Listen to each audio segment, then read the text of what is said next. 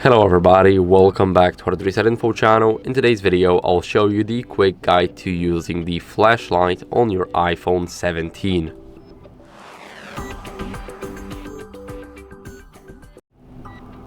So first, what you guys want to do is access the control center by swiping on the right side of your screen and enabling the flashlight.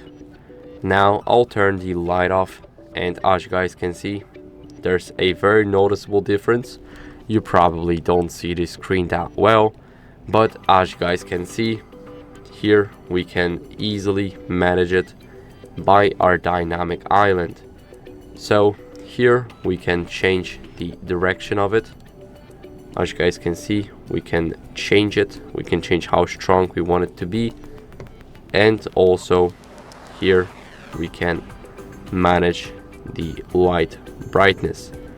So I think it is very cool, but the thing that you cannot do but you can do in other different models is that you cannot change the direction of where the actual flashlight is going. So I'll take my personal phone for an example. I'll quickly do that, and now I'll take it.